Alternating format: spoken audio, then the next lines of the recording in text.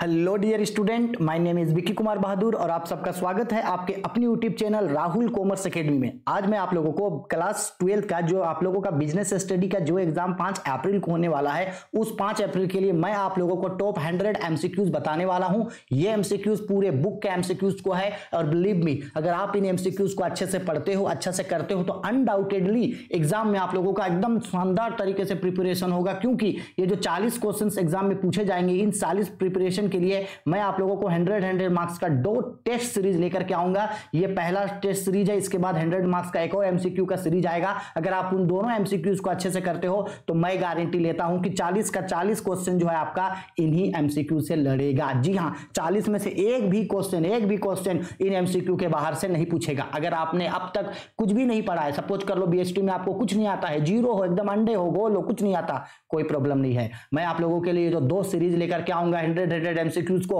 उसको कर लेना। अगर इसको कर लिया तो पूरे बुक में अगर आप एमसीक्यू को नहीं भी झांकोगे आपको कोई फर्क नहीं पड़ता है। लेकिन हां, अगर आपने इन एमसीक्यूज को नहीं किया तो आप कोई भी चीज का तैयारी अच्छे से नहीं कर पाओगे। ठीक है, इसके साथ ही साथ इन एमसीक्यूज के अलावे मैंने आप लोगों को जेक का मॉडल पेपर का एमसीक्यूज अपलोड कर दिया है, उनका सब्जेक्टिव अपलोड कर दिया है, कोडरमा का ऑब्जेक्टिव अपलोड कर दिया है, साथ ही साथ प्रीवियस ईयर्स का क्वेश्चन पेपर भी अपलोड कर दिया है, और साथ ही साथ बिजनेस स्टडी का चैप्टर बाय चैप्टर एमसीक्यूज भी मैंने आप लोगों को बता दिया है। तो अगर आपने अभी तक उन वीडियोज को नहीं देखा है तो एक एक करके उन सबका लिंक जो है वो वीडियो के डिस्क्रिप्शन में मिल जाएगा। वहां से आपको जो चीज देखना है उसको जरूर से जाकर के गो थ्रू कर लीजिएगा। ठीक है, चलो समय नहीं गवाते हैं। पहला क्वेश्चन बोला गया है प्रशासन है, एडमिनिस्ट्रेशन इज, एडमिनिस्ट्रेशन करना आर्ट है, साइंस है, आर्ट एंड साइंस बोथ है या नन ऑफ दिस, यानी प्रशासन कला है, विज्ञान है, या कला और विज्ञान दोनों है, तो कला और विज्ञान दोनों है। 1 का आंसर होगा आपका सी। क्वेश्चन नंबर 2 बोला गया है प्रबंध का सामाजिक उत्तरदायित्व है, the social responsibility of management is, तो हम सबको पता है सोशल रिस्पॉन्सिबिलिटी जो होता है इन सबके लिए होता है, तो इसका राइट आंसर होगा option D, all of this. ठीक है, 2 का आंसर हो गया ए। ठीक, हाँ, इसके बाद आप लोग क्या करना, आप लोग मेरे साथ साथ जो है आंसर को टिक लगाते हुए चलते जाना और देखना कि आप लोगों का जो है वो कितना क्वेश्चन जो है वो सही होगा। ठीक है, और जो भी क्वेश्चन इनकम्प्लीट होगा उसको सही जरूर कर लेना। तीसरा क्वेश्चन प्रबंध कला है, management is a art of, तो प्रबंध कला है स्वयं से कार्य करने की, दूसरे से काम कराने की, या तीसरा स्वयं कार्य करने एवं दूसरों से कार्य लेने दोनों की, तो दोनों का। Management is an art of doing work on self, doing work from others, दोनों काम होता है, तो इसका राइट आंसर होगा ए एंड बी बोथ। ठीक है, क्वेश्चन नंबर 4 प्रबंध एक पेशा है या कथन है, management is a profession, this statement is, तो आपको बार बार समझाए थे मैनेजमेंट एक प्रोफेशन है, ये किसने कहा था, ये अमेरिकन प्रबंध एसोसिएशन ने कहा था। ठीक है, 2 का आंसर हो गया बी। 4 का आंसर हो गया बी। 5 नंबर पे आते हैं प्रबंध की प्रकृति है, the nature of management is, तो नेचर ऑफ मैनेजमेंट 2 तरीके का होता है, एक लोगों में पैदाइशी होता है यानी इनबोर्न एबिलिटी, और दूसरा इसको प्राप्त किया जा सकता है यानी एक्वायर्ड एबिलिटी, दोनों होता है, तो इसका राइट आंसर होगा ऑप्शन सी, जन्मजात एवं अर्जित प्रतिभा दोनों के रूप में। Is inborn ability, acquires ability, both दोनों होता है ये। ठीक है, मैनेजमेंट जो है इसका एबिलिटी जो है आप में पैदाइशी भी हो सकता है या आप इसको अर्न भी कर सकते हो। क्वेश्चन नंबर 6 में बोल रहा है प्रबंध का साल है, the essence of management is, हम सबको पता है coordination, coordination is an essence of management, समन्वय प्रबंध का सार होता है। 7 नंबर क्वेश्चन ने बोला वैज्ञानिक प्रबंध के पिता थे, the father of scientific management is, तो साइंटिफिक मैनेजमेंट के फादर कौन थे, एफ.डब्ल्यू. टेलर। अब मैं आप लोगों से एक सवाल पूछता हूं, एफ.डब्ल्यू. टेलर जो थे वो कहां के रहने वाले थे, और एफ.डब्ल्यू. टेलर का पूरा नाम क्या था, ये आपको हम सबको वीडियो के कमेंट बॉक्स पे कमेंट करके बताओगे। ठीक है, और एक चीज, ठीक है, principles of management, principles of management का फादर किसे कहा जाता है,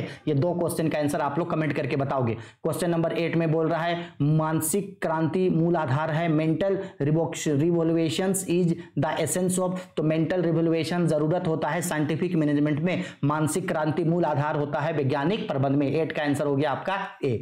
9 नंबर में आ रहे हैं वैज्ञानिक प्रबंध में टेलर ने प्रयोग किए थे, the experiments done by Taylor under scientific management are, तो हम सबको पता है कि टेलर ने जो साइंटिफिक मैनेजमेंट के लिए 3 रिसर्च किए थे, 3 चीजों के ऊपर काम किया था, गति अध्ययन यानी कि मोशन स्टडी, थकान एवं समय अध्ययन, तीनों के ऊपर काम किया था, गति अध्ययन, थकान अध्ययन और समय अध्ययन, motion study, fatigue study and time study, 3 study किया था, तो इसका राइट आंसर होगा ऑप्शन नंबर सी। ठीक है, 9 का आंसर होगा सी, इन 3 स्टडी उन्होंने किया था। आगे बढ़ते हैं क्वेश्चन नंबर 10 में, परंपरागत प्रबंध में मजदूरों को मजदूरी दी जाती थी, परंपरागत प्रबंध में श्रमिकों को मजदूरी दी जाती थी। Wages given to workers in traditional management are, तो जब ट्रेडिशनल तरीके से मैनेजमेंट होता था तो उसमें जो लोगों को जो मजदूरी दिया जाता था वो कम दिया जाता था। क्या दिया जाता था? कम।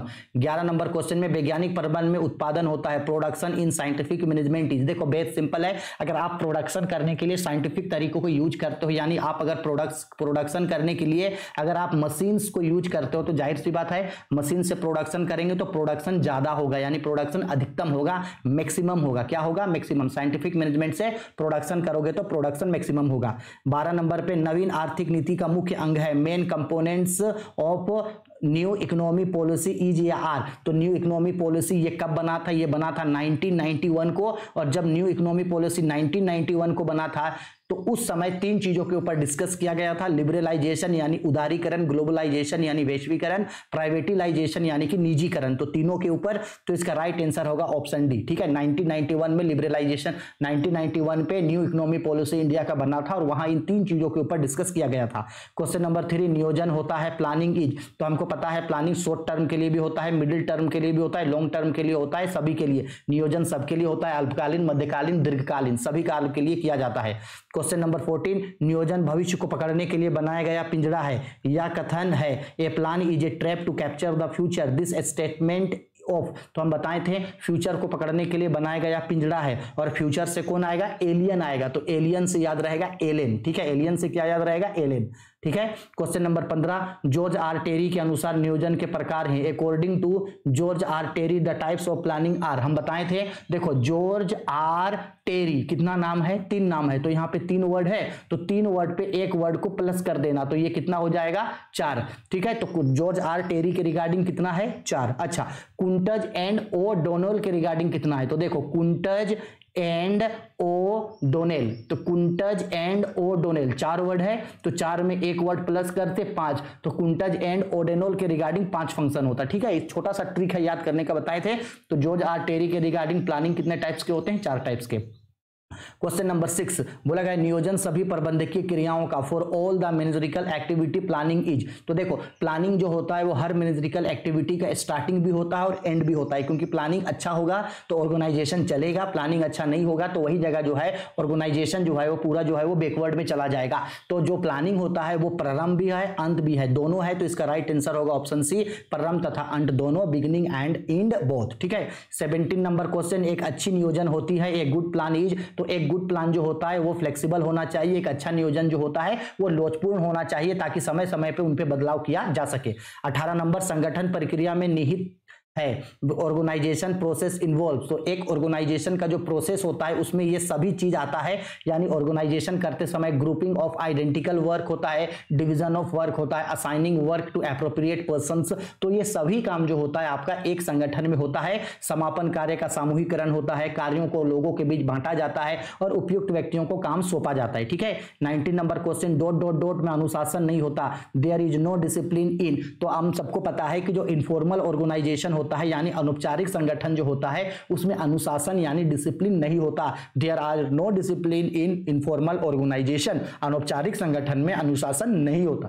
ठीक है, 20 number question, dot dot dot में पक्षपात नहीं होता, there is no partiality in. तो किस तरीके का ऑर्गेनाइजेशन में पार्शियलिटी नहीं होता है? तो हम सबको पता है फॉर्मल ऑर्गेनाइजेशन यानी कि औपचारिक संगठन में जो है वो पक्षपात नहीं पाया जाता।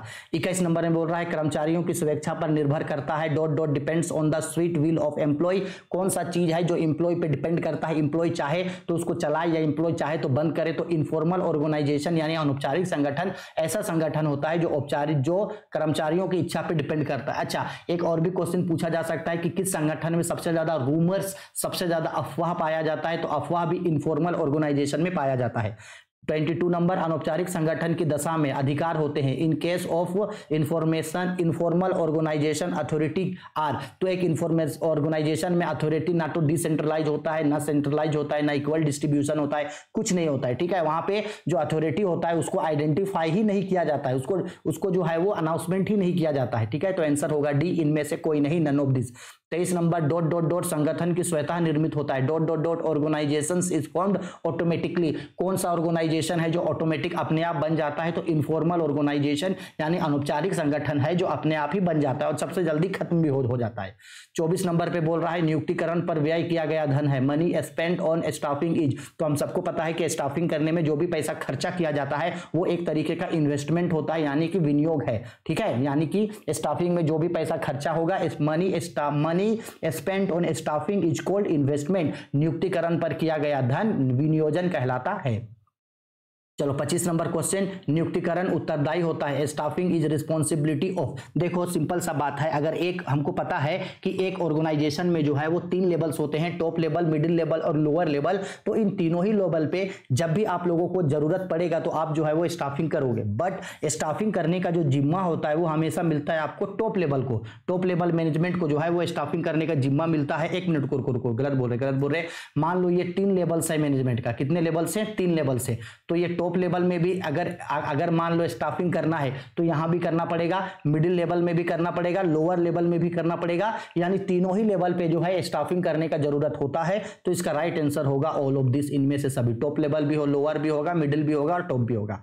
26 नंबर, मानव संसाधन प्रबंध में सम्मिलित है, ह्यूमन रिसोर्स मैनेजमेंट इंक्लूड। तो ह्यूमन रिसोर्स मैनेजमेंट पे रिक्रूटमेंट यानी भर्ती भी होता है, सिलेक्शन भी होता है और ट्रेनिंग भी होता है, सब होता है। तो इसका राइट आंसर होगा ऑप्शन नंबर डी, ठीक है, इनमें से सभी, ठीक है।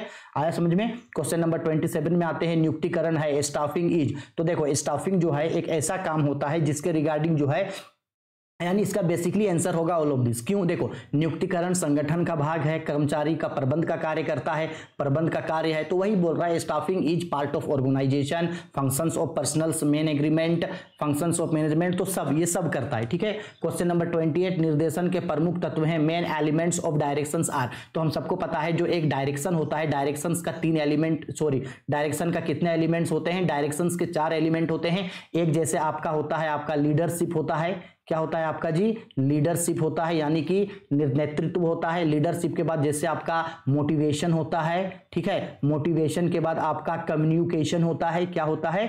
कम्युनिकेशन होता है। इसके बाद आपका सुपरविजन होता है, क्या होता है? सुपरविजन, यानी कि नेतृत्व होता है। इसके बाद आपका अभिप्रेरण होता है, संप्रेषण होता है और फिर आपका संप्रेषण होता है, ठीक है, ये होता है, पर्यवेक्षण होता है। तो ये 4 कार्य होता है। तो इसका राइट आंसर होगा ऑप्शन नंबर 4, ठीक है, यानी सी नंबर। 29 पे बोला निर्देशन की प्रबंध के स्तर पर आवश्यकता होती है, directions is required at dot dot dot levels of management. तो देखो एक ऑर्गेनाइजेशन में 3 लेवल्स होते हैं, तो इन तीनों ही लेवल्स पे जो है वो डायरेक्टिंग का जरूरत पड़ता है। First level, second level, third level, यानी कि top level, middle level, lower level, सभी पे। तो इसका आंसर होगा डी।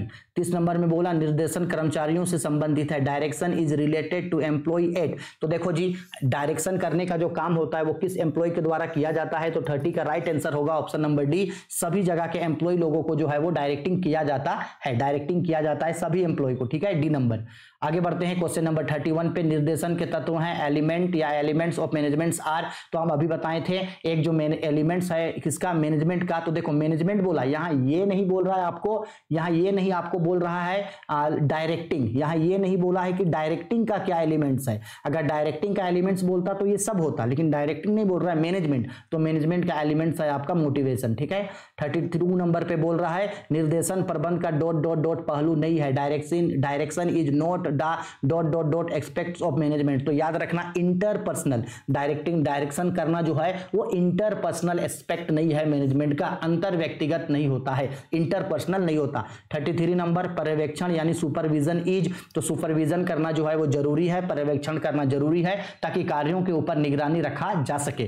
34 नंबर में पर्यवेक्षण प्रबंध का डॉट डॉट डॉट स्तर है, supervisor is the dot dot dot level of management. तो ये जो 3 लेवल्स होता है मैनेजमेंट का, इन 3 लेवल्स पे सुपरवाइजर जो होता है वो आपका लोअर लेवल में होता है। किस में होता है? लोअर लेवल में होता है, ठीक है, लोअर लेवल में होता है। तो इसका आंसर होगा सी। 35 नंबर पर्यवेक्षण कर्मचारियों का है, supervisor is dot dot dot of the workers. तो एक सुपरवाइजर जो होता है वो एम्प्लॉय लोगों का, वर्कर्स का फ्रेंड भी होता है, उन लोगों को गाइड भी करता है और उन लोगों का फिलोसोफर भी होता है, मतलब उन लोगों का दिशा निर्देश भी देता है। तो इसका राइट आंसर होगा option D, all of this, इनमें से सभी, यानी सब होता है। 36 नंबर नियंत्रण प्रबंधकीय क्रियाओं का कार्य है, बोला गया है कंट्रोल इज ए या an dot dot dot managerial functions. तो किस तरीके का फंक्शंस है, तो कंपलसरी है, ठीक है, अनिवार्य है, यानी जो आपका कंट्रोलिंग है वो कंट्रोलिंग करना ही पड़ेगा, ये बिल्कुल कंपलसरी है। 36 के बाद 37 नंबर पे नियंत्रण प्रबंध का कार्य है, controlling is the dot dot dot functions of management. तो कंट्रोलिंग जो है मैनेजमेंट में सबसे लास्ट में किया जाता है, पहले प्लानिंग आता है, स्टाफिंग होता है, कंट्रोलिंग बोल रहा है ना, सबसे पहले प्लानिंग आएगा, स्टाफिंग आएगा, फिर उसके बाद आपका पहले आएगा आपका प्लानिंग, फिर ऑर्गेनाइजिंग, फिर स्टाफिंग, फिर डायरेक्टिंग, फिर कंट्रोलिंग। तो नियंत्रण जो है वो सबसे लास्ट में आता है, अंतिम में आता है, ठीक है।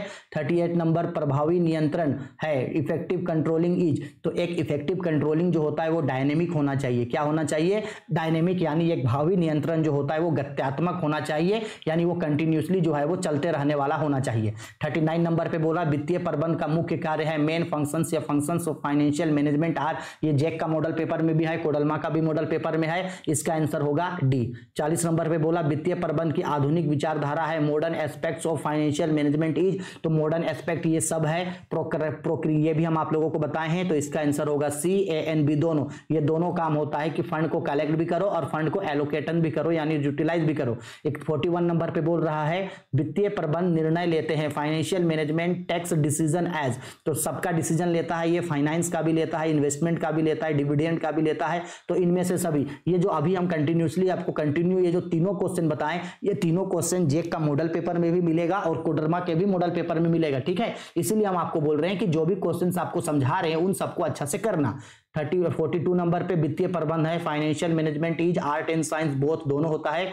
43 नंबर पे वित्तीय प्रबंध की परंपरागत विचारधारा को त्याग दिया गया था, traditional approach of financial management was discarded during. तो ये 1930 से 1940 के बीच में उसको जो है वो छोड़ दिया गया था।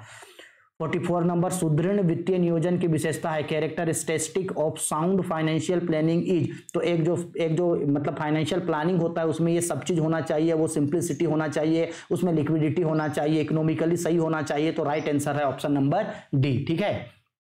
चलो 45 नंबर क्वेश्चन में वित्तीय नियोजन की प्रक्रिया है, the process of financial planning is. तो फाइनेंशियल प्लानिंग का जो प्रोसेस है ये सब होता है, यानी फाइनेंशियल प्लानिंग में जो है आपको ये सारी चीजों को करना पड़ेगा। तो इसका राइट आंसर होगा डी। अच्छा, एक बात आप लोग नोटिस किए, अब तक आप लोगों को जो भी ऑप्शन पे ऑप्शन नंबर डी दिख रहा था, ऑल ऑफ दिस, तो 90% क्वेश्चन में जो है आंसर जो है वो ऑल ऑफ दिस यानी डी नंबर जो टिक हो रहा है। तो अगर मान लो एग्जाम में आपको कोई क्वेश्चन मिला और मान लो उस क्वेश्चन का आंसर आपको बिल्कुल नहीं आ रहा है समझ में, क्या होगा क्या नहीं, देखो आंसर समझ में आ गया तो ओके, लेकिन अगर आंसर आपको बिल्कुल भी समझ में नहीं आ रहा है कि आंसर क्या है और ऑप्शन डी पे ऑल ऑफ दिस मिल गया, तो चुपचाप से ऑल ऑफ दिस को मार देना। लेकिन ये आप हर क्वेश्चन में अप्लाई नहीं करोगे, ये उसी क्वेश्चन में अप्लाई करना जहां आपको इसका आंसर नहीं पता होगा, एकदम बिल्कुल नहीं पता है, तब जो है वो ऑप्शन डी पे टिक मार देना। 46 नंबर पे मुद्रा बाजार व्यवहार करता है, money spent money market deals in. तो हम सबको पता है मनी मार्केट जो है वो शॉर्ट टर्म फंड में डील करता है और जो कैपिटल मार्केट है वो लॉन्ग टर्म फंड में डील करता है, ठीक है। और हम आप लोगों को जो मनी मार्केट का चैप्टर पढ़ाए तो उसमें इन दोनों के बारे में डिटेल में हम बताए थे आप लोग को, ठीक है। 47 नंबर क्वेश्चन में पूंजी बाजार व्यवहार करता है, कैपिटल मार्केट डील्स इन, अभी समझाएं, कैपिटल मार्केट जो है वो लॉन्ग टर्म में डील करता है। 48 नंबर तरलता का निर्माण करता है, dot dot dot create liquidity. तो सबसे ज्यादा जो लिक्विडिटी होता है वो आपका सेकेंडरी मार्केट में पाया जाता है, यानी गौण बाजार में पाया जाता है, ठीक है। 49 नंबर पे नवीन निर्गमित अंशों का व्यवहार डॉट डॉट डॉट में करता है, new issued shares are dealt in. तो नया इशू शेयर्स जो है वो किसमें बिकता है, तो वो प्राइमरी मार्केट यानी प्राथमिक बाजार में बिकता है। 50 नंबर वैधानिक रूप से सेबी की स्थापना हुई थी, legally SEBI was established in. तो हम बताए थे सेबी जो है वो स्टार्ट हुआ था 1988 में, लेकिन लीगली तरीके से अपना काम करना स्टार्ट किया था 1992 को समझाएं थे इस चीज को। चलो 50 क्वेश्चन हो गया, यानी आधा क्वेश्चन हो गया, अब 50 क्वेश्चन और पढ़ते हैं। 51 पे बोला विपणन पर व्यय किया गया धन है, मनी स्पेंट और मार्केटिंग इज, तो ये भी पढ़ाए हैं कि मनी जो भी आप मार्केटिंग करने में जो भी पैसा खर्च करते हो एक्चुअल में क्या है, एक इन्वेस्टमेंट है, ठीक है। 52 नंबर विपणन व्यय भार है, marketing expenditure is a burden, marketing expenditure जो है वो किस पे बर्डन होता है, मार्केटिंग एक्सपेंडिचर का लास्ट खर्चा जो है वो कंज्यूमर यानी उपभोक्ताओं को करना पड़ता है, यानी मार्केटिंग एक्सपेंसेस जो है वो बर्डन किस पे होता है, कंज्यूमर पे। 53 नंबर पे व्यवसाय के लिए विपणन है, फॉर बिजनेस मार्केटिंग इज, तो बिजनेस के लिए मार्केटिंग का होना कंपलसरी है यानी कि अनिवार्य है, व्यवसाय के लिए विपणन का होना आवश्यक है, नहीं तो फिर विपणन नहीं होगा, मार्केटिंग नहीं होगा तो बिजनेस कैसे चलेगा। 45 नंबर पे विपणन का लाभ है, the advantage of marketing is to, marketing का एडवांटेज कंज्यूमर्स को भी मिलता है, बिजनेसमैन को भी मिलता है, मैन्युफैक्चरर को भी मिलता है। ऑप्शन डी पे ऑल ऑफ दिस है, तो इसका आंसर होगा ऑल ऑफ दिस, इन सबको जो है वो मिलता है, ठीक है। 55 नंबर क्वेश्चन में विपणन अवधारणा है, मार्केटिंग कॉन्सेप्ट्स इज, तो जो मार्केटिंग कॉन्सेप्ट्स होता है वो प्रोडक्ट ओरिएंटेटेड भी होता है, यानी प्रोडक्ट के बेस पे मार्केटिंग किया जाता है, सेल्स ओरिएंटेटेड यानी सेल्स को ध्यान में रखा जाता है, कस्टमर ओरिएंटेटेड यानी कस्टमर को देखते हुए प्रोडक्शन किया जाता है। तो एक विपणन में जो है ये सभी अवधारणा पाई जाती है, उत्पादन उन्मुखी, विक्रय उन्मुखी, ग्राहक उन्मुखी, तो इनमें से सभी, तो आंसर होगा ऑल ऑफ दिस, ठीक है। 55 हो गया। 56 नंबर क्वेश्चन में उद्यमिता नेतृत्व प्रदान नहीं करता, एंटरप्रेन्योरशिप फेल्स टू लीड, तो किस चीज के लिए ईटीपी जो है वो सपोर्ट नहीं करता, तो वो साझेदारी फार्म के लिए, पार्टनरशिप फार्म के लिए जो है वो सपोर्टिव नहीं होता। 57 नंबर क्वेश्चन पे सामाजिक उपगम्यता के अनुसार उद्यमिता है, according to sociological approach entrepreneurs is, तो जो एंटरप्रेन्योर्स जो होता है वो होता है हम लोगों का, इसका आंसर होगा आपका 57 का राइट आंसर होगा आपका ऑप्शन नंबर बी, भूमिका निष्पादन प्रक्रिया यानी प्रोसेस ऑफ रोल परफॉर्मेंस, वो यानी परफॉर्मेंस के बेसिस पे है जो वो काम करता है अपने परफॉर्मेंस को अचीव करने के लिए। 58 नंबर में भारत में उद्यमिता विकास कार्यक्रम है, in India entrepreneurial development program is, तो इंडिया के डेवलपमेंट के लिए जो है ईटीपी प्रोग्राम का होना बहुत ज्यादा नेसेसरी है यानी कि आवश्यक है, ठीक है। 59 नंबर क्वेश्चन पे उद्यमिता विकास कार्यक्रम प्रदान करता है, एंटरप्रेन्योरियल डेवलपमेंट प्रोग्राम प्रोवाइड्स, तो एंटरप्रेन्योरियल डेवलपमेंट प्रोग्राम क्या प्रोवाइड करता है, तो इनमें से सभी, ये सब प्रोवाइड करता है, self employment, increase in skills of entrepreneur, education and training, स्वरोजगार देना, उद्यमी कौशल में वृद्धि करना, प्रशिक्षण एवं शिक्षण करना, ये सब चीज में जो है वो काम करता है, यानी ऑप्शन डी, ठीक है। आगे आते हैं क्वेश्चन नंबर 60 पे, बोला गया भारत में उद्यमिता विकास कार्यक्रम रहा, in India entrepreneurial development program has been, तो इंडिया में जो है ये जो एंटरप्रेन्योरियल डेवलपमेंट प्रोग्राम चला वो उतना ज्यादा सक्सेस नहीं हो पाया, लेकिन इसमें सुधार का जो है वो जरूरत है, सुधार की आवश्यकता है, यानी नीड टू इंप्रूवमेंट इसमें होना चाहिए। 61 नंबर पे समन्वय है, कोऑर्डिनेशन इज, तो हम सबको पता है कोऑर्डिनेशन करना जो है वो नेसेसरी है यानी कि आवश्यक है, भाई कोऑर्डिनेशन होगा तभी ना सब इंप्लॉय एक साथ काम करेगा, तो आवश्यक है। 62 नंबर पे समन्वय स्थापित किया जाता है, कोऑर्डिनेशन इज एस्टैब्लिश, तो जैसे एक ऑर्गेनाइजेशन होता है, इस ऑर्गेनाइजेशन में कोऑर्डिनेशन जो है हमेशा टॉप लेवल के द्वारा स्थापित किया जाता है, टॉप लेवल ही कोऑर्डिनेशन का देखभाल करता है, लेकिन कोऑर्डिनेशन का जो नीड है वो सभी जगहों पे पड़ता है, हर चीज को कोऑर्डिनेट करना पड़ता है, एम्प्लॉय को कोऑर्डिनेट करना पड़ता है, डिपार्टमेंट को कोऑर्डिनेट करना पड़ता है, ठीक है, वर्कर्स को कोऑर्डिनेट करना पड़ता है, हर चीज को कोऑर्डिनेट। अगर यहां ये बोलता कि कोऑर्डिनेशन कौन से लेवल के द्वारा किया जाता है तो इसका आंसर होता टॉप लेवल, लेकिन यहां ये नहीं दिया है, यहां ऑप्शन में दे रहा है कि कोऑर्डिनेशन किसके किसके बीच होता है, तो इसका आंसर होगा इनमें से सभी, ऑल ऑफ दिस, इन सबके बीच जो है वो कोऑर्डिनेशन किया जाता है, between groups, between department, between manager and worker, सभी के बीच में जो है वो किया जाता है, ठीक है। 63 नंबर क्वेश्चन पे कौन सा प्रबंध का कार्य नहीं है, which is not functions of management, तो हम सबको पता है 5 फंक्शंस होता है मैनेजमेंट का, planning, organizing, staffing, directing, controlling, planning, organizing, staffing, directing and controlling, यानी POSDC, ठीक है। अब देखो यहां बोल रहा है प्लानिंग होता है, स्टाफिंग होता है, कंट्रोलिंग भी होता है, कोऑपरेटिंग ऐसा कुछ नहीं होता, ठीक है, तो राइट आंसर होगा सी। 64 में बोल रहा है प्रबंध एक है, मैनेजमेंट इज, तो हम सबको पता है management is an art and science, both कला जो है, प्रबंध जो है वो कला एवं विज्ञान दोनों होता है, ठीक है, इजी क्वेश्चन था। 65 नंबर पे बोला निम्नलिखित में से कौन सा प्रबंध का उद्देश्य नहीं है, विच of the following is not an objects of management, तो यहां से कौन सा मैनेजमेंट का ऑब्जेक्ट नहीं है, तो प्रोवाइडिंग एम्प्लॉयमेंट, रोजगार उपलब्ध कराना, प्रोवाइडिंग एम्प्लॉयमेंट, एम्प्लॉयमेंट देने का काम जो है वो मैनेजमेंट नहीं करता। 66 नंबर में वैज्ञानिक प्रबंध किससे श्रमिकों के कार्य के घंटों में होती है। By scientific management working hours of employ are, तो देखो अगर साइंटिफिक मैनेजमेंट से अगर कोई भी एम्प्लॉय काम करेगा तो उसका काम करने का जो है वो आवर कम होगा, काम करने का आवर्स क्या होगा, कम होगा, काम करने का घंटा कम होगा, लेकिन जो उसका प्रोडक्टिविटी है यानी जो उसका प्रोडक्शन है वो प्रोडक्शन क्या होगा, अधिक होगा। इस चीज को याद रखना, ठीक है। तो यहां बोला अगर वैज्ञानिक प्रबंध से काम करेगा, साइंटिफिक मैनेजमेंट से काम करेगा तो उसका जो वर्किंग आवर है वो वर्किंग आवर कम होगा यानी कि डिक्रीज होगा। 67 नंबर पे हेनरी फ्योल के प्रबंध के सिद्धांत है। Henry Fayol's principles of management are, तो हम सबको पता है हेनरी फ्योल ने 14 प्रिंसिपल्स के लिए बताया था। एक सवाल और पूछ रहे, हमको बताना कि हेनरी फ्योल का जन्म जो है वो कहां हुआ था, ठीक है। ओह नेक्स्ट क्वेश्चन में तो यही पूछ दिया। 68 नंबर पे बोल रहा है हेनरी फ्योल का जन्म हुआ था, हेनरी फ्योल वाज बर्न इन, तो हेनरी फ्योल का जन्म हुआ था फ्रांस में, ठीक है। और वो क्या थे, तो वो एक माइनिंग इंजीनियर थे। 69 नंबर पे बोल रहा है प्रबंध के सिद्धांत नहीं है which are not principles of management, तो प्रिंसिपल्स ऑफ मैनेजमेंट जो है वो आपका एब्सोल्यूट नहीं है, यानी प्रबंध के सिद्धांत जो है वो संपूर्ण नहीं है, एब्सोल्यूट नहीं है, ठीक है। 69 हो गया। 70 नंबर प्रबंध के सिद्धांतों की रचना किस प्रकार से की जाती है, how are principles of management formed, तो सिंपल सा बात है भाई कि अगर प्रिंसिपल्स ऑफ मैनेजमेंट बनाना है तो यहाँ मैनेजर का एक्सपीरियंस होना चाहिए, मैनेजर्स का क्या होना चाहिए, experience, bye experience of manager, प्रबंधकों के अनुभव के द्वारा, क्योंकि एक्सपीरियंस रहेगा तभी तो प्रिंसिपल बनेगा।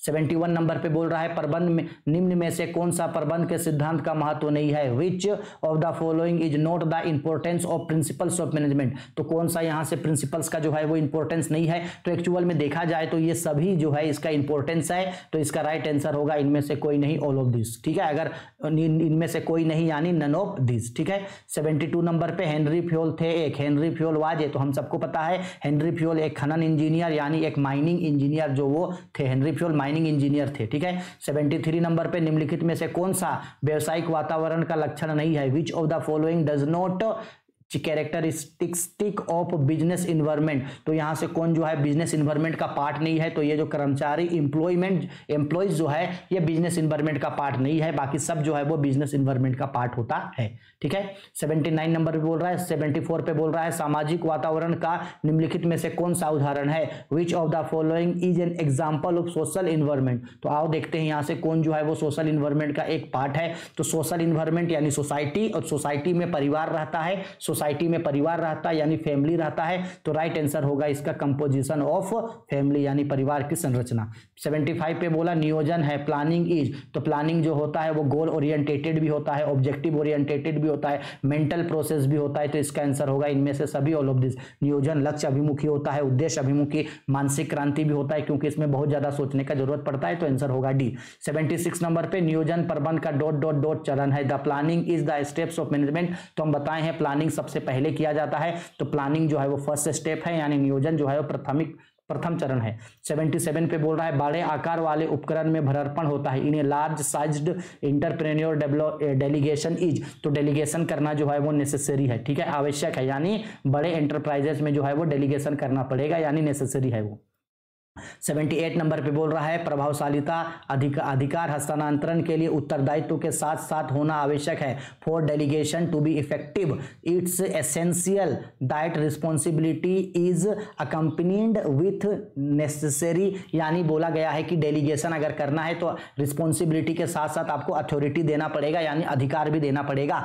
79 नंबर पे बोल रहा है निम्नलिखित में से कौन सा श्रृंखला सोपान का अनुकरण नहीं करता, विच of the following does not follow the scalar chain, तो ये जो इनफॉर्मल ऑर्गेनाइजेशन है, इनफॉर्मल ऑर्गेनाइजेशन जो है उसको फॉलो नहीं करता। 80 नंबर पे बोल रहा है एक लंबा ढांचा होता है, ए टॉल स्ट्रक्चर है, तो एक टॉल स्ट्रक्चर जो क्या होता है, तो एक जितना ज्यादा स्ट्रक्चर जो है वो बड़ा होगा उसके ही उतना मैनेजमेंट जो होगा वो उतना ही ज्यादा सिकुड़ा होगा, क्योंकि सिंपल सा बात है ना, हम अगर आपको बोल रहे हैं कि जहां तक आपका कैपेसिटी नहीं है उतना ज्यादा बड़ा जो है आप ऑर्गेनाइजेशन को खोल के बैठे हो, अगर ऑर्गेनाइजेशन को इतना बड़ा आकार में खोल के बैठोगे तो मैनेजमेंट करना उतना ही दिक्कत होगा, तो मैनेजमेंट उतना ही छोटा जगह पे होगा आपका, तो वही बोल रहा है अगर ए टॉल स्ट्रक्चर है, एक लंबा ढांचा होता है, तो वहां प्रबंध जो होता है वो सिकुड़ा हुआ होता है, क्या होता है, सिकुड़ा हुआ होता है यानी नेरो होता है, क्या होता है, नेरो, तो 80 का राइट आंसर होगा आपका ऑप्शन नंबर ए, ठीक है, नेरो होता है, सिकुड़ा हुआ होता है वो। 81 नंबर पे केंद्रीकरण का तात्पर्य है सेंट्रलाइजेशंस रेफर टू। तो सेंट्रलाइजेशंस का मतलब होता है कि जब कोई एक आदमी डिसीजन लेने का पावर अपने पास सिक्योर रखता है, अपने पास अधिकारों को सुरक्षित रखता है, तो वो सेंट्रलाइजेशन होता है। अगर उन्हीं अधिकारों को वो सबको बांट दे तो वो डिसेंट्रलाइजेशन होता है। तो वो सेंट्रलाइजेशन बोला, तो सेंट्रलाइजेशंस का मतलब होता है retention of decision making authority, यानी निर्णय लेने के अधिकारों को सुरक्षित रखना, अपने पास रखना। ठीक है, तो 81 का आंसर होगा ए। ठीक है, 81 हो गया। अब आगे बढ़ते हैं 82 नंबर, प्रशिक्षण की विधियां है मेथड्स ऑफ ट्रेनिंग इज। तो इनमें से सब जो है वो मेथड्स है ट्रेनिंग का, यानी जॉब रोटेशन ट्रेनिंग भी होता है, ऑन द जॉब ट्रेनिंग भी होता है, अप्रेंटिस ट्रेनिंग भी होता है, सब होता है। ठीक है, तो इसका राइट आंसर होगा डी। 82 हो गया। आते हैं 83 नंबर पे, नियुक्तिकरण है स्टाफिंग इज। तो देखो स्टाफिंग करना क्या है, स्टाफिंग का मतलब होता है कि सही पद पे सही व्यक्तियों को नियुक्त करना, यानी जो राइट प्लेस है उस राइट प्लेस पे राइट पर्सन को काम पे लगाना, यानी इसका राइट आंसर होगा आपका to appoint a person on work, व्यक्तियों को काम पे लगाना ही जो है वो स्टाफिंग कहलाता है। 84 नंबर में प्रभावी संदेशवाहन के लिए आवश्यक है necessary of effective communication is. अगर आप इफेक्टिव कम्युनिकेशन चाहते हैं तो उसमें इन सभी चीजों का होना जो है वो जरूरी है। वो क्लियरिटी होना चाहिए, स्पष्ट होना चाहिए, उसमें जो है कोर्सिटी होना चाहिए यानी शिष्टा होना चाहिए, और कंटिन्यूटी होना चाहिए यानी वो निरंतर होना चाहिए, तो सब होना चाहिए। 85 नंबर पे बोला यदि आप संदेशवाहन का प्रमाण रखना चाहते हैं तो आपको संदेशवाहन का उपयोग करना चाहिए। If you want to keep the proof of your communication you should use dot dot dot communication. तो इस कंडीशन पे आपको फॉर्मल कम्युनिकेशन करना चाहिए, यानी औपचारिक संदेशवाहन करना चाहिए, ताकि जो है आप अपने संदेशवाहन को प्रूफ के तौर पे बता सको। चलो 86 नंबर क्वेश्चन पे आते हैं, निम्नलिखित में से कौन सा निर्देशन का तत्व नहीं है, which one of the following is not an element of direction. कौन डायरेक्शन का एलिमेंट नहीं है, तो ये देखो डेलीगेशन जो है वो डायरेक्शन का एलिमेंट नहीं है। बाकी मोटिवेशन हो गया, कम्युनिकेशन हो गया, सुपरविजन हो गया, और एक हो गया आपका लीडरशिप। क्या होता है, एक लीडरशिप, ये जो होता है ये जो एलिमेंट होता है। ठीक है, तो कौन एलिमेंट नहीं है, डेलीगेशन, तो इसका राइट आंसर होगा सी। 87 नंबर पे अभिप्रेरणा के सिद्धांत जो आवश्यकताओं को क्रमबद्ध करता है जिसके द्वारा प्रतिपादित किया गया था, the motivation theory which classifies needs of in hierarchical order is developed by. हम आपको जैक का मॉडल पेपर का सब्जेक्टिव क्वेश्चन में ये समझाए थे, जिनका नाम था अब्राहिम मास्लो। उन्होंने क्या किया था, लोगों के उपयोगिताओं को बताने के लिए मोटिवेशंस के 5 जो है उन्होंने स्टेज को बताया था कि 5 स्टेज पे जो है वो काम करता है। 5 स्टेज को, 5 नीड्स को उसके पूरा करने के लिए ही जो है कोई भी पर्सन जो है वो मोटिवेट होकर काम करता है। ठीक है, तो ये किसने कहा था, अब्राहिम मास्लो ने। 88 नंबर में निम्नलिखित में से कौन सा वित्तीय प्रोत्साहन है, विच of the following is a financial incentive. तो फाइनेंशियल इंसेंटिव है आपका स्टॉक इंसेंटिव, यानी वित्तीय प्रोत्साहन है आपका हरितिया प्रोत्साहन। 89 नंबर में निम्नलिखित में से कौन सा संप्रेषण प्रक्रिया का तत्व नहीं है, विच of the following is not an element of communication process. तो कम्युनिकेशन प्रोसेस में ये खुद कम्युनिकेशन नहीं आएगा। ठीक है, बाकी आपका डिकोडिंग हो गया, इसके बाद रिसीवर हो गया, चैनल हो गया, इसके बाद एक आता है आपका कोडिंग हो गया। ठीक है, ये सब जो है उसके एलिमेंट्स में होते हैं, लेकिन कम्युनिकेशन के एलिमेंट्स में कम्युनिकेशन नहीं होगा, क्योंकि कम्युनिकेशन तो एक पूरा प्रोसेस होगा। 90 नंबर पे बोला एक प्रभावी नियंत्रण के तंत्र सहायक होते हैं, an efficient control system helps. एक जो इफेक्टिव कंट्रोल सिस्टम जो होता है वो ये बताने में मदद करता है कि इनमें से सभी, ये सब बताने में जो मदद करता है, ठीक है, कि वो किस तरीके से चलेगा, सभी होगा आंसर। ठीक है, थोड़ा सा मैनेज कर लेना आंसर को। 91 पे बोला एक संगठन का नियंत्रण कार्य है, controlling functions is an organization is. तो एक ऑर्गेनाइजेशन का जो कंट्रोलिंग फंक्शन है वो फॉरवर्ड लुकिंग करता है, आगे की ओर देखता है, बैकवर्ड लुकिंग करता है, पीछे की ओर देखता है, आगे और पीछे दोनों की ओर देखता है, कि या इनमें से कोई नहीं। तो 91 का आंसर आप लोग हमको कमेंट करके बताना, जरा हम भी तो देखें कि यहाँ तक कौन स्टूडेंट वीडियो को देख रहे हैं या नहीं देख रहे हैं, या सिर्फ टाइम पास के लिए ही वीडियो को नॉर्मल देखते हैं। तो 91 का आंसर आप लोग कमेंट करके हमको बताना, नहीं समझ में आएगा तो इसका आंसर हम बता देंगे। 92 पे बोला यदि अन्य बातें समान रहे तो कर की दर में निर्गमित लाभ में वृद्धि होगी, other things remaining the same an increase in the tax rate of corporate profit. इसका मतलब होता है कि कंपनी जो है अपना जो डेप्थ है, अपना बकाया जो है उसको सस्ते में पेमेंट कर रहा है। ठीक है, यानी डेप्स को जो है वो बहुत सस्ते में जो है वो दे रहा है। तो 92 का आंसर होगा आपका ए नंबर। ठीक, 93 नंबर पे बोल रहा है सुलभ उच्च विकसित कंपनियां पसंद करती है। Companies with higher growth potential are likely to, तो वो क्या चाहता है, वो चाहता है कि जितना भी उसके अंदर का डिविडेंड है वो उस डिविडेंड को जो है वो कम से कम पे करे, यानी कम लाभांश देना, यानी लोअर डिविडेंड देना वो लोग चाहता है। ठीक है, 94 नंबर क्वेश्चन पे वित्तीय उत्तोलन अनुकूल कहलाता है यदि financial leverage is called favourable in, ये फेवरेबल तब कहलाता है कि जब आप जितना पैसा कर्ज हुए हैं और जो आप इन्वेस्टमेंट किए तो आपका इन्वेस्टमेंट का जो रिटर्न है वो आपके डेब्ट से यानी आपके कर्जों से जो है वो अधिक होगा। ठीक है, क्या होगा, आपके कर्जों से वो अधिक होगा। तो 94 का आंसर होगा option number B number, return on investment is higher than cost of debts, निवेश पर आय ऋणों की लागत से ऊंची होती है, यानी जो आप पैसा लगाएं जो आपका डेब्ट्स हुआ उससे ज्यादा आपका पैसा रिटर्न हुआ। 95 नंबर में प्राथमिक एवं द्वितीय बाजार प्राइमरी एंड सेकेंडरी मार्केट एक दूसरे को सहयोग करते हैं। ठीक है, कंप्लीमेंट ईच अदर, एक दूसरे को सहयोग करते हैं। 95 हो गया। 96 नंबर, भारत में कुल स्टॉक एक्सचेंज शेयर बाजारों की संख्या कितनी है, total numbers of stock exchange in India, तो हमको पता है 23 है। 97 नंबर क्वेश्चन पे राष्ट्रीय शेयर बाजार का निपटारा यानी सुधार चुकता क्रय है the settlement of cycle in NSE यानी नेशनल स्टॉक एक्सचेंज, हम बताए हैं किस तरीके का सेटलमेंट करता है, तो T2 सेटलमेंट करता है। 98 नंबर में उद्यमिता के उपबंधन यानी अवरोध घोषित है बैरियर्स ऑफ एंटरप्रेन्योर्स सेल्फ, तो किस चीज का जो बैरियर होता है वो होता है इनोवेशन, यानी उनको नव सृजन इनोवेशन जो है वो करते रहना चाहिए। ठीक है, 99 नंबर क्वेश्चन पे चलो, दो क्वेश्चन है और 99 नंबर क्वेश्चन में बोला उद्यमिता किसके द्वारा अव्यस्त होता है, एंटरप्रेन्योरशिप इज एंश्योर्ड बाय, किसके द्वारा होता है, तो 99 का आंसर होगा आपका नंबर बी, लार्ज फार्म में। अब 100 नंबर, उद्यमिता लक्षण किससे संबंधित है, entrepreneurs are related which of the following, तो किससे रिलेटेड होता है, तो वो जो है तो वो रिस्क टेकिंग एबिलिटी होता है इसका, यानी जोखिम वाहक व्यवहार होता है, जोखिम लेने का क्षमता होता है। ठीक है, तो आई होप 100 का 100 क्वेश्चन समझ में आ गया। कोई भी क्वेश्चन में डिका डाउट है तो बेझिझक कमेंट करके पूछ लेना हमको। इसके बाद ही जो है हम आप लोगों के लिए और एक टेस्ट सीरीज लेके आएंगे 100 MCQ को, जिसको अगर आप करोगे तो आपका पूरा बुक जो है वो डेफिनेटली बहुत ही अच्छे तरीके से कवर हो जाएगा और एग्जाम के लिए बहुत अच्छे से प्रिपरेशन आप लोग कर लोगे।